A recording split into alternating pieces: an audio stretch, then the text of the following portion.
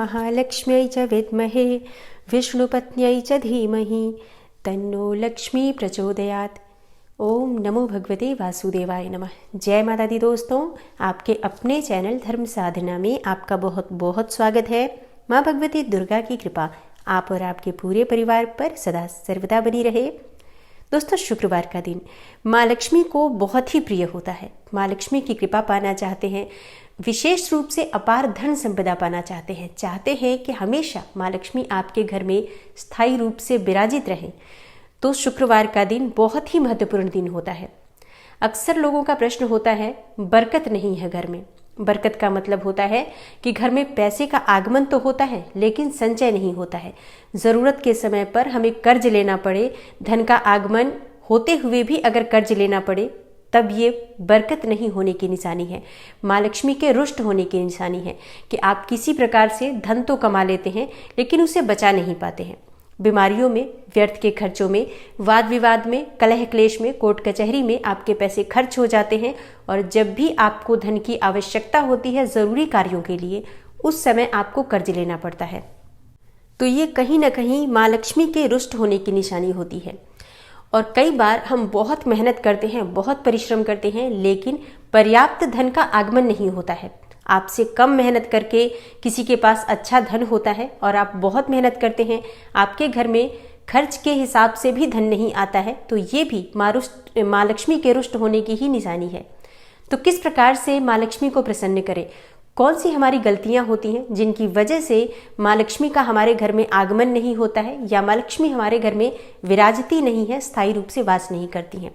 आज की वीडियो में मैं इन्हीं विषयों पर बात करने वाली हूं कि हमें अपने घर में किन बातों पर विशेष रूप से ध्यान रखना चाहिए, विशेषकर शुक्रवार के दिन।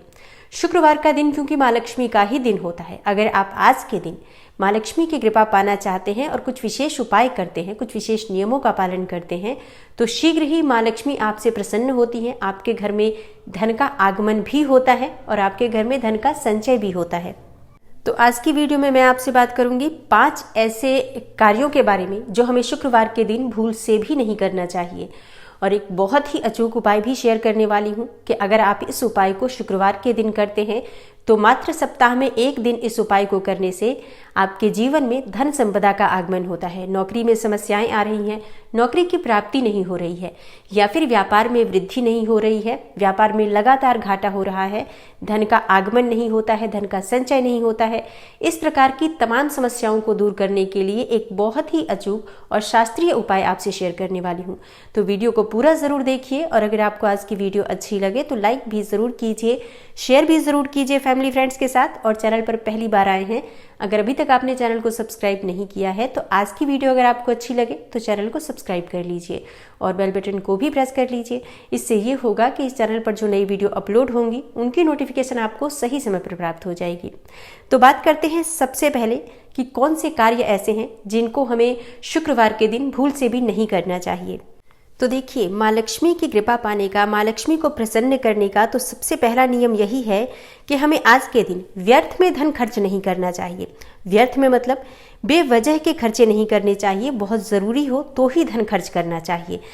और शुक्रवार के दिन कर्ज के लेन देन से भी बचना चाहिए, ना तो किसी को उधार देना चाहिए और ना ही आज धन का उधार किसी से लेना चाहिए। ऐसा करने से भी माँ लक्ष्मी की कृपा हमें प्राप्त नहीं होती है। और दूसरा जो नियम कहता है, शुक्रवार के दिन हमें महिलाओं का या स्त्रियों का, कन्याओं का अपमान नहीं करना चाहिए।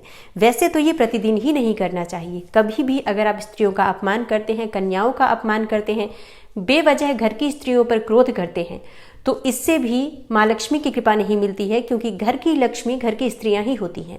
अगर घर की स्त्रियां नाराज हैं, घर की स्त्रियां किसी भी वजह से आपसे प्रसन्न नहीं रहती हैं, आपके व्यवहार की वजह से, आपके क्रोध की वजह से, तो आपके ऊपर कभी भी माँ लक्ष्मी की कृपा नहीं होती है।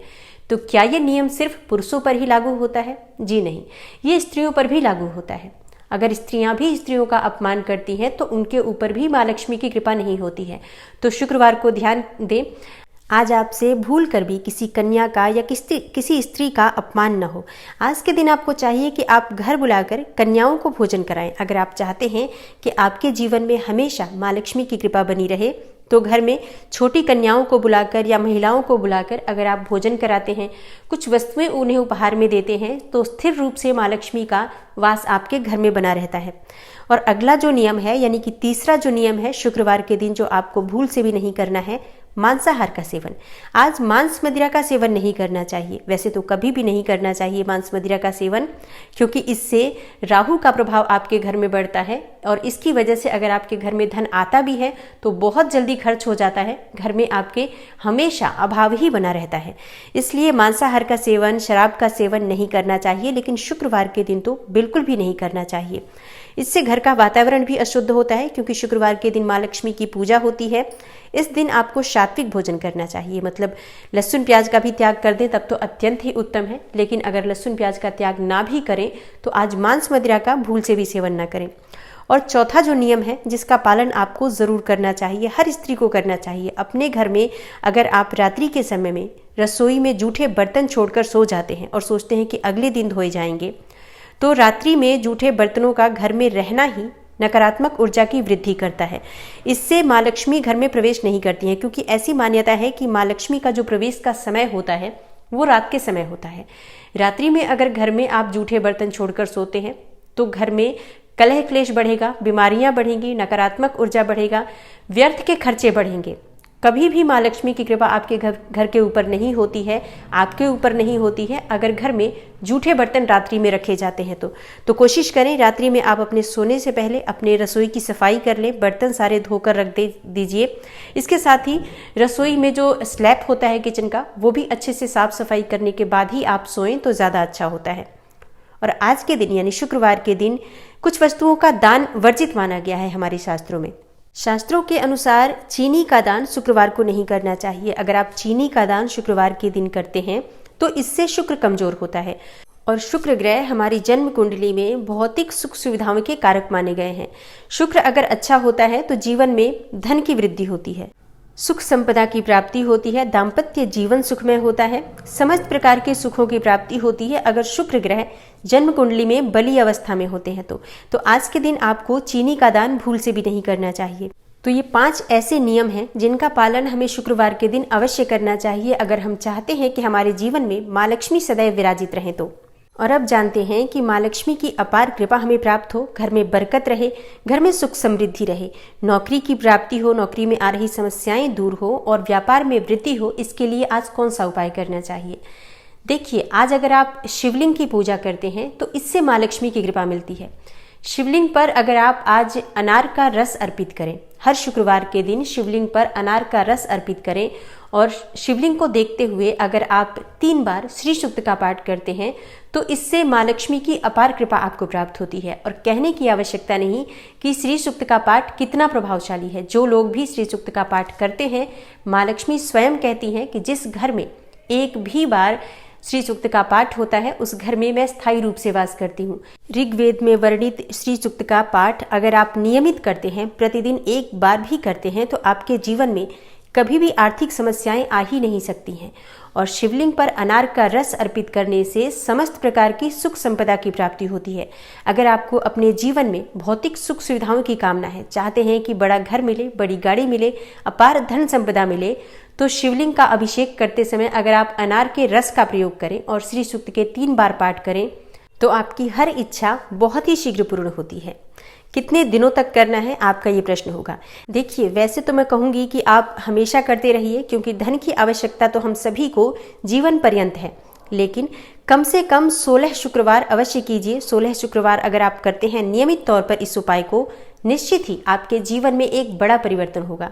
और हाँ, अगर आप चाहते हैं कि बहुत शीघ्र आपको इसका लाभ हो तो प्रतिदिन शिवलिंग का अभिषेक करते समय 3 बार श्री सूक्त के पाठ करते हैं आप, तो शीघ्र ही आपके जीवन की कामना पूर्ण होती है। मतलब मात्र 43 दिनों में, 43 डेज अगर आप लगातार इस उपाय को करते हैं तो आप अपने जीवन में एक बहुत बड़ा चमत्कार देखेंगे।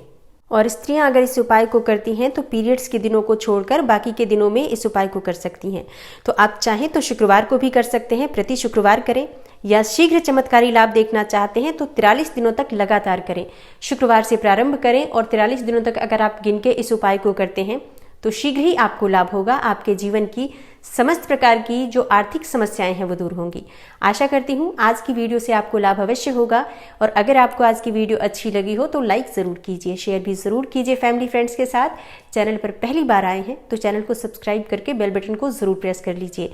इससे ये होगा कि इस तरह की सभी वीडियोज़ की नोटिफिकेशन आपको सही समय पर प्राप्त हो जाएगी। मैं मिलती हूँ आपसे अगली वीडियो में, तब तक के लिए नमस्कार।